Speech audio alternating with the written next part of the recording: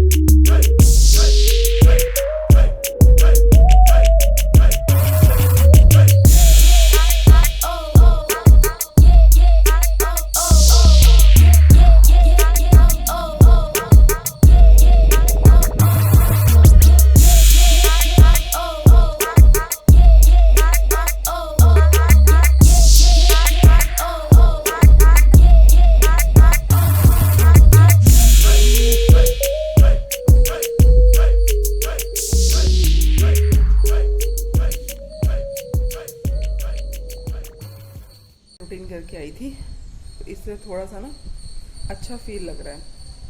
सुबह सुबह मैंने शूट नहीं किया, मैं अभी नीचे दूध लेकर आई हूँ, नीचे से दूध लेकर आई हूँ। ये रहा मेरा दूध। अजय अभी तक सो रखे हैं। पता नहीं इन दिनों अजय की ना नींद पूरी नहीं हो रही है। मैंने कई बार नोटिस किया है कि वो रात को 2-3 बजे तक जगे हुए होते हैं, कुछ फ़ोन पे कर रहे होते हैं, उनको नींद नहीं आ रही इन दिनों। कुछ टेंशन हो सकती है अपने काम से जुड़ी हुई कुछ। आरवी को मैं अजय के पास फ़ोन देकर आई हूँ तब तक, क्योंकि दूध अगर मैं नहीं लेकर आती हूँ तो दूध 12 बजे तक फट जाता है, फिर लेके आने का फ़ायदा नहीं। इसलिए मैं 8-8:30 के आसपास लेके आ जाती हूँ। तो अभी घर जाऊँगी, ब्रेकफास्ट की तैयारी करूँगी। आजकल कुछ समझ नहीं आता क्या बनाए क्या नहीं, बस टाइम पास चल रहा है, सिर्फ टाइम पास चल रहा है कि खा लिया कर लिया, बट कुछ समझ नहीं आता। इंटरेस्ट से ना गॉन हो चुका है। स्टार्टिंग में बहुत इंटरेस्ट था, जितनी भी चीज़ें आती थी सब बना बना के दिखा दी, लेकिन अब मन नहीं करता कुछ भी बनाने का। लगता सिंपल सा बना के अपना कोई दूसरा काम कर ले, है ना, काम टाइम को यूटिलाइज कर लें, यही मन करता है। और मेरा ऊपर मतलब कि फ्लैट में जाने का बिल्कुल मन नहीं कर रहा, घर जाने का। बड़ी ठंडी ठंडी हवा चल रही है यहाँ पे। पार्क बच्चों के लिए जो बिल्कुल खाली है, बिल्कुल खाली। शाम को हार्डली कुछ 4-5 बच्चे यहाँ पर खेलने के लिए आते हैं, बट पूरा दिन ये ऐसे ही खाली रहता है। पहले ऐसा बिल्कुल नहीं था, पहले बहुत बच्चे खेलने आते थे यहाँ पे, सारा दिन आवाज़ होती थी और हम लोग शिकायत करते थे कि हमारा घर जो है पार्क के नज़दीक है तो हमें बहुत डिस्टर्बेंस होती है। लेकिन अब पिन ड्रॉप साइलेंस यार, ये साइलेंस भी अच्छी नहीं लगती बिल्कुल भी। बच्चे खेलते हुए अच्छे लगते हैं, बट क्या करें। तो मैं सोच रही हूँ कि घर चली जाऊँ, कभी लग रहा है कि एक राउंड ले लूँ। चलो फिर मिलती हूँ आपको घर पे ही, एक राउंड ले लेती हूँ, है ना। तो चलो फिर चलते हैं।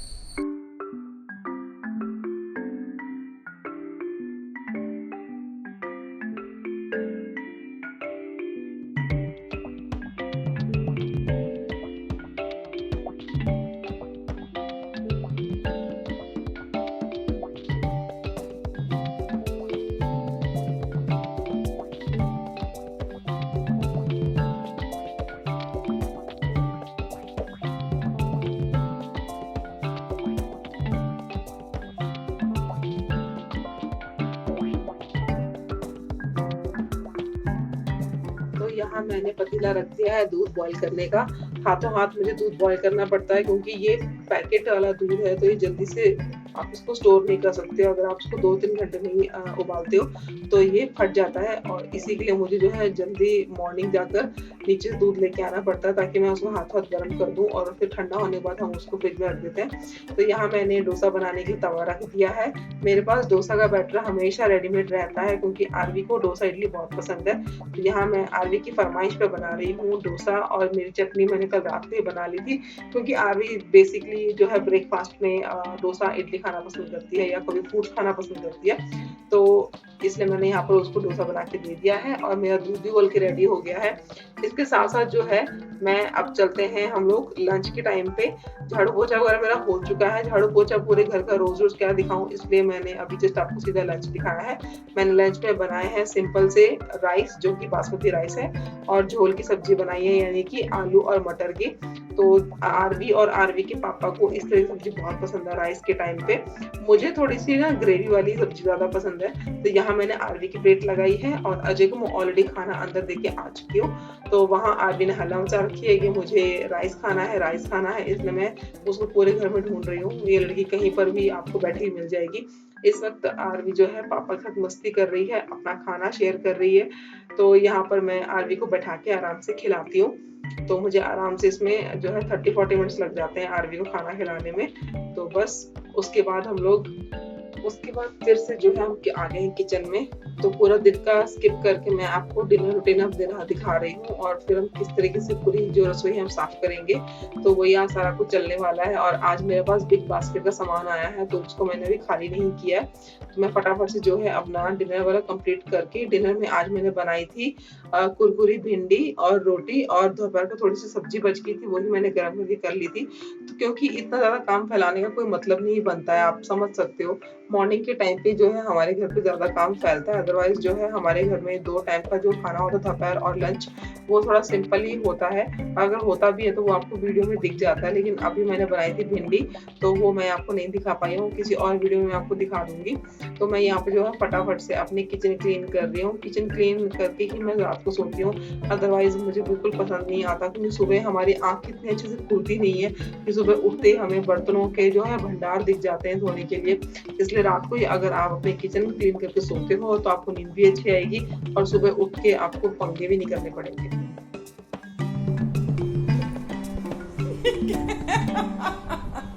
ये क्या है, ये क्या है?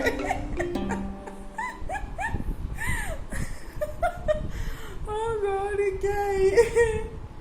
तो गाइज ये सामान मैं अब कल शिफ्ट करूँगी। इनको मैंने एक्चुअली सैनिटाइज़र स्प्रे करके छोड़ा हुआ है। ये सामान होगा कल शिफ्ट। ये है 10 किलो की क्या बोलते हैं 10 किलो की पैकिंग पूरी, बट मेरे पास सिर्फ 5 किलो पैकिंग डालने का ही इंतज़ाम है, 10 किलो का नहीं है। ये है कॉर्नफ्लेक्स, इतना बड़ा डब्बा कहीं फिक्स नहीं हो रहा है, मैं यहाँ रखा हुआ है। और ये है आटे की डरमी, ये है 5 किलो की जिसमें मैं 5 किलो आटा डालती हूँ। और ये है मेरा आज का सामान जो मेरे पास मैंने बिग बास्केट से मंगवाया था। यही दीपम ऑयल, टूथपेस्ट, ये द फेवरेट डेटॉल, बढ़िया, और ये कुछ सब्जियां, इसके अंदर सब्जियां हैं, ये कल धुलेंगी और फिर इसको मैं बालकनी में डालूंगी तब धुलाएंगे। और ये है ब्रेड और ये है चाउमीन, ठीक है। और अभी ये देखो कितना डस्ट निकला, ये आप देख रहे होंगे। तो बर्तन मेरे सारे हो चुके हैं, ऊपर लगा दिए।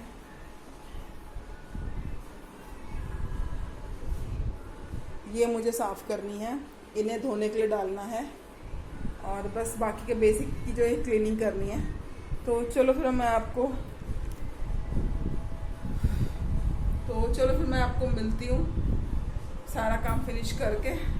वैसे हमारे यहाँ बड़े बुजुर्ग कहते हैं कि रसोई में रात को झाड़ू नहीं लगानी चाहिए, बट दिक्कत ये है कि जब मैंने रसोई साफ करी तो काफ़ी कचरा निकल गया था, तो मुझे लगा कि मैं झाड़ू मार देती हूँ, वरना अगर मेरी मम्मी होती तो मुझे बहुत डाँटती वो इन सब बातों पे। वो कपड़े से साफ करती है रात को रसोई को, बट मैंने झाड़ू मार दी है।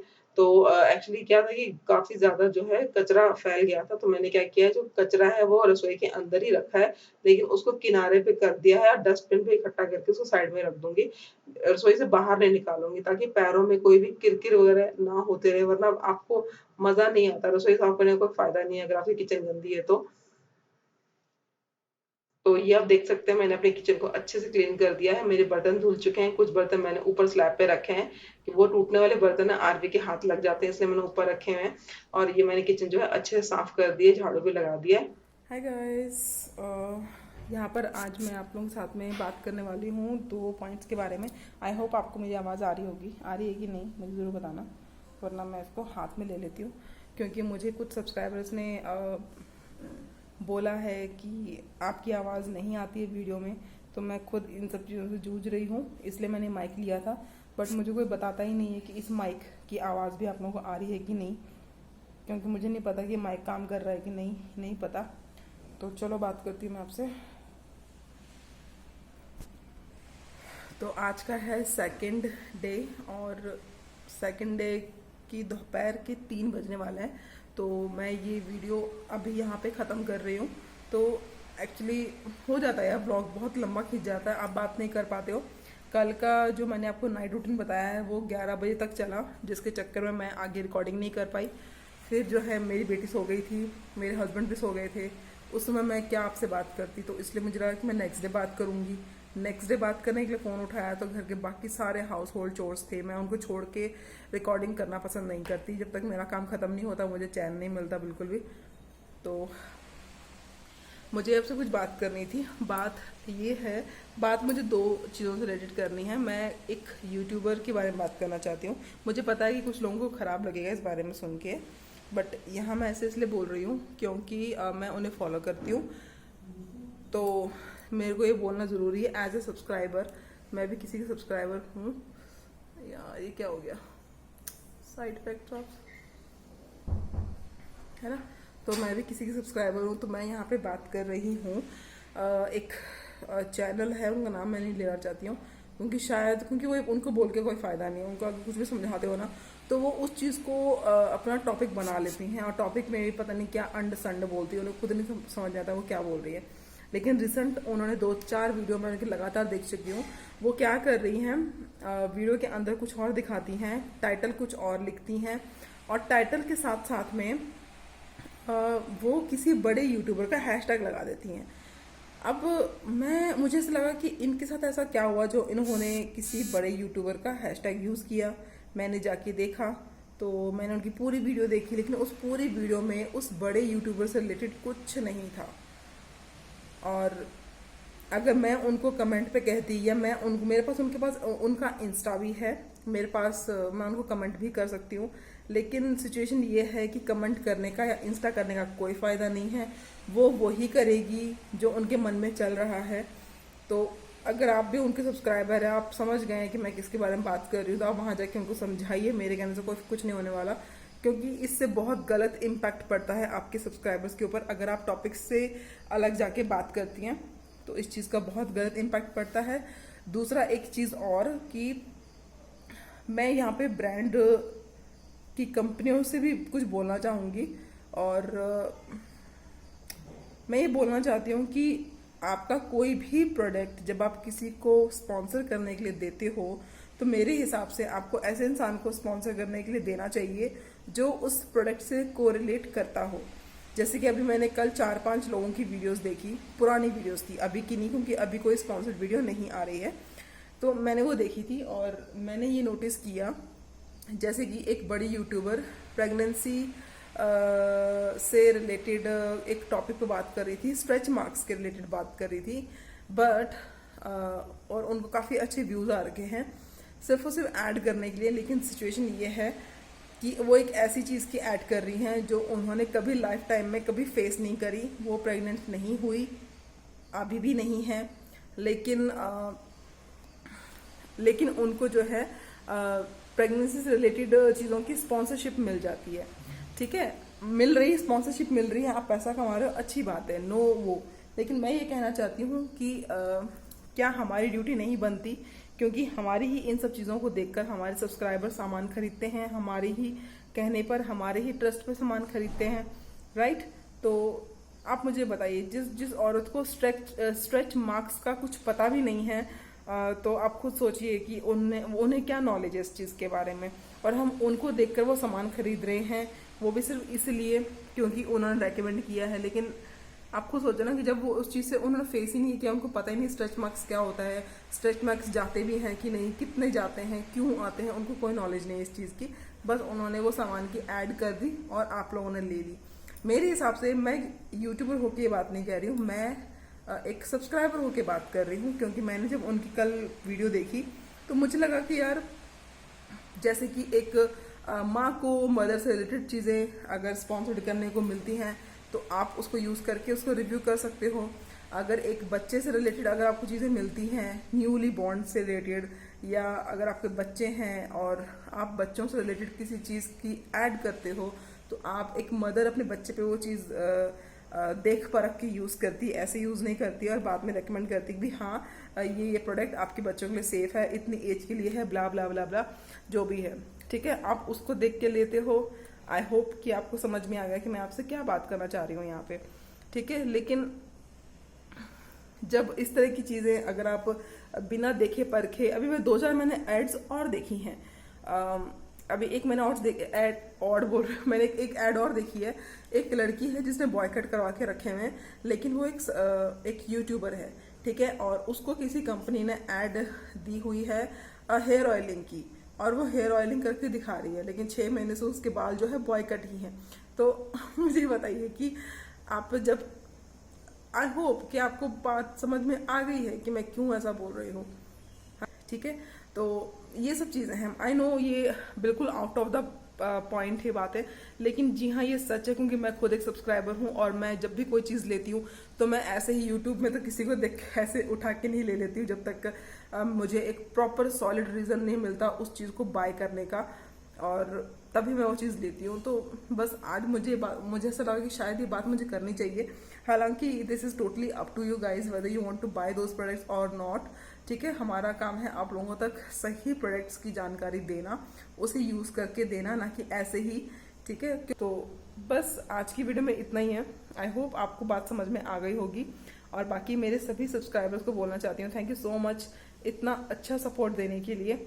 आप लोगों की इस सपोर्ट की मैं जितना थैंक यू बोलूँ उतना कम है। बाकी अगर बस इसी तरह से सपोर्ट करते जाइए, आपका सपोर्ट मुझे मिलेगा तो मैं किसी ज़रूरतमंद को सपोर्ट कर पाऊंगी, किसी ज़रूरतमंद यूट्यूबर को सपोर्ट कर पाऊंगी जो बहुत मेहनत कर रहा है और आगे बढ़ना चाहता है, लेकिन कहते हैं ना, क्योंकि बड़े यूट्यूबर्स किसी को सपोर्ट नहीं करते। और इस चीज़ का एग्जाम्पल, सबसे बड़ा एग्जाम्पल मैं खुद हूँ।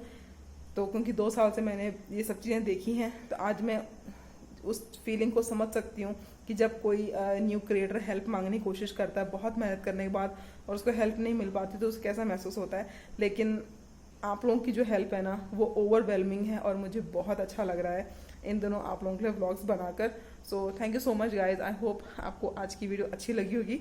अगर अच्छी लगी है तो हिट द लाइक बटन, और सब्सक्राइब करना मत भूलना। अगर आप मेरे चैनल पर सब्सक्राइब कीजिएगा, और अगर सब्सक्राइब किया है तो बेल की घंटी जरूर दबाना, ताकि आपको न्यू नोटिफिकेशंस आपको फटाफट मिल जाए। चलिए गाइस, मिलती हूँ न्यू वीडियो पे। Bye, take care.